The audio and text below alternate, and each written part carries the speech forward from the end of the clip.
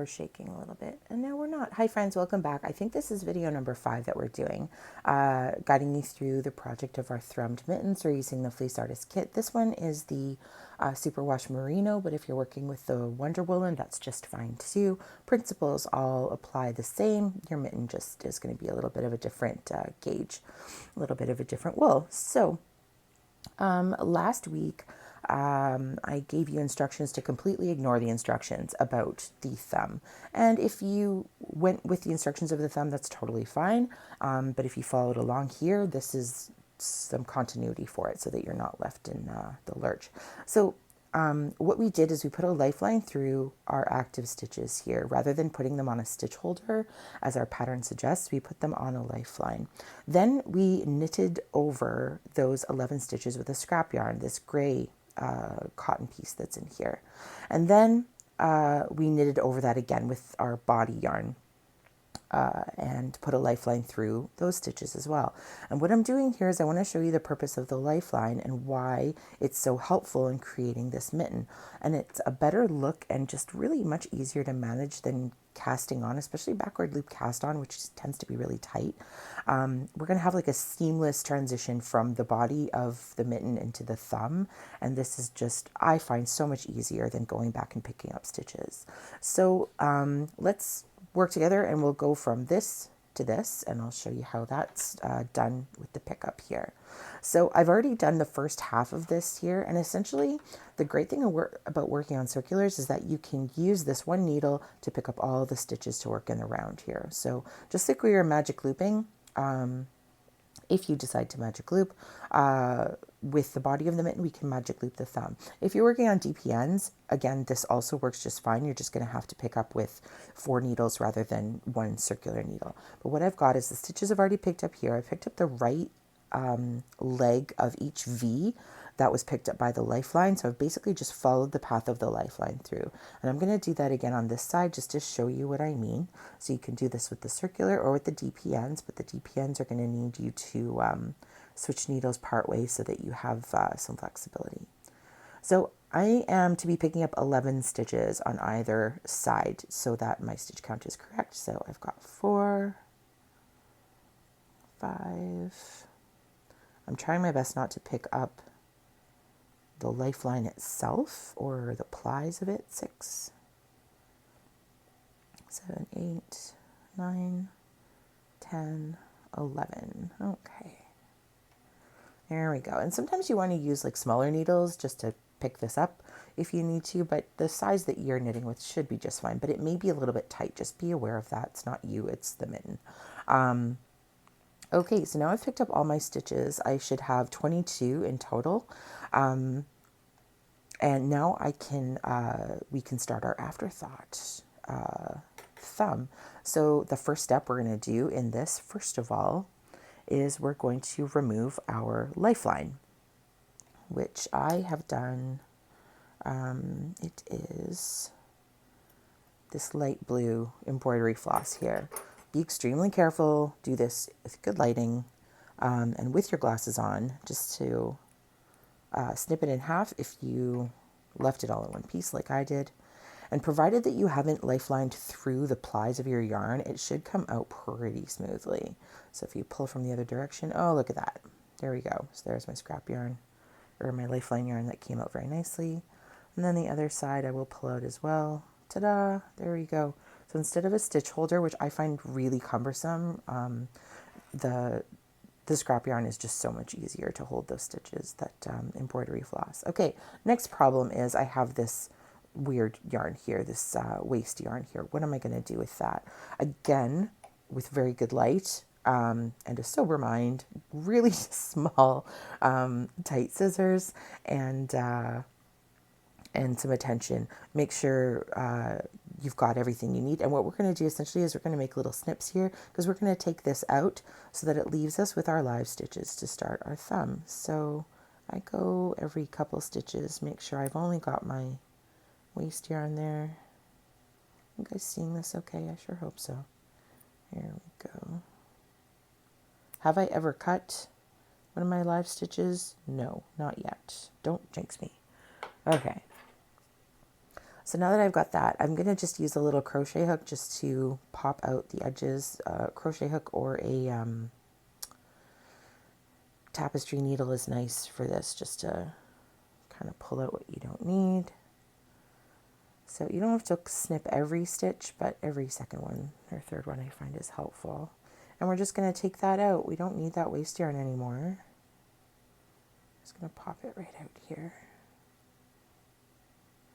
And if you've ever knit with Corey from the shop, she uses a pattern that includes the afterthought thumb, and you'll do this with her mittens as well, the thrummed mittens anyways. And if you do any other kind of mitten, whether it's a thrummed mitten or just a classic mitten, if you're doing afterthought, it'll happen just like this. So this is a really great technique. So keep that in your toolbox, and hey, check it out. I have a space for my thumb, so let me put this on.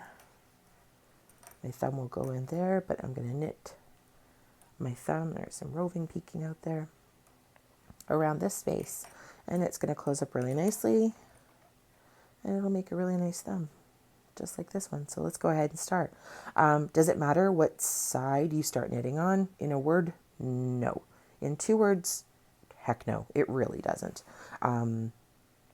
But it is important that you know what your count is. So do verify your stitch count and make sure everything is on the cord. I'm looking here and I can already see that I've picked up like a couple of plies rather than the whole stitch. So I'm going to have to be mindful of that when I come back around to knit this. I have 22 stitches total here for the large size of this merino thrummed mitten. I want to have something that's divisible by 4. The reason for that, I want to keep thrumming in this pattern as I go around for the thumbs so that my thumbs are nice and cozy too. So as I get to the corners here, I'm going to pick up a stitch in the gap. It's going to help close the gap, and it's also going to help me meet the stitch count that I want so that I can knit happily in the round here. So I'm going to get my working yarn, find my end. You can see I still have a lot of yardage left, having done the large size. So if you are doing a large or extra large size, I hope you're reassured that you will have plenty of yardage left for this one. I haven't finished the Wonder Woolen ones yet, so we'll see. Okay, so I'm going to push this back onto my needle. Flip this around, and generally I don't have to tie this to anything. I'm just going to treat this like working yarn, which it is, and I'll start knitting around. And if I see any incorrect twists, I can correct that as well. A little tension there. There we go. Yeah, see, I've missed a ply there, so I'll correct that. And when I give this little tug here, that's going to hold those stitches more tightly. So don't worry about it if it looks a little loose right now. Yeah, see, I missed a ply there. And something's going on here. Okay, but it looks fine, so I'm just going to go with it.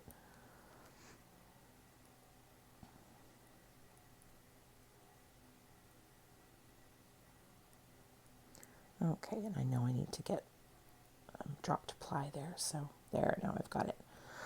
Okay, so I've got 5. Let me count here.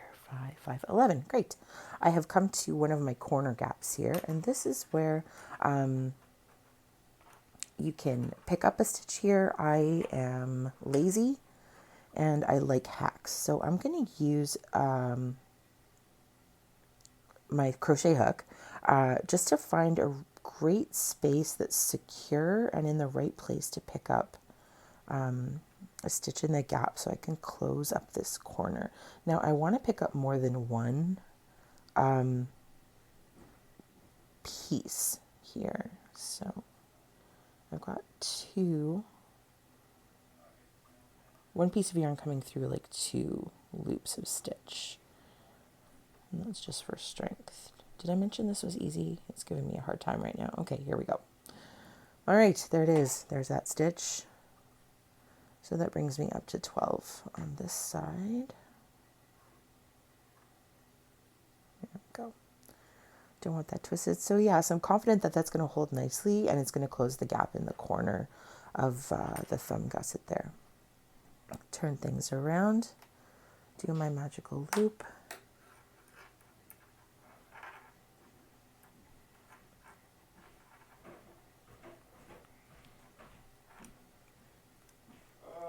And then same thing here.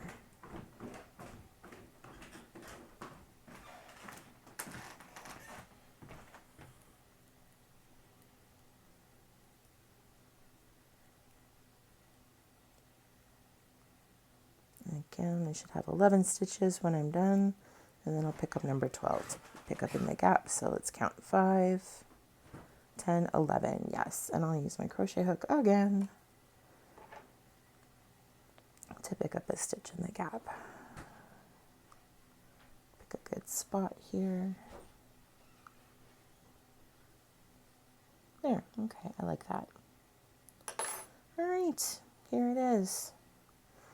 So this, you're going to just weave in to close it up, and that'll be secure as long as you weave it in effectively. But all we have to do with the rest of this is just knit around in the round. You can actually leave this on the outside of your fabric just so you can give it a tug if you need to keep your tension even. If you happen to do like I just did and you've popped this out, no big deal. Just pull it out like that. And if your stitches are even, you're good to go. Okay, so do your magic loop, pop these stitches onto your needle, grab your working yarn and not your tail yarn. And now you can just magic loop and knit in the round until your thumb is complete, or the length is sufficient, and then you can start decreasing and complete your thumb. And we'll do that in the next video. Okay, thanks guys.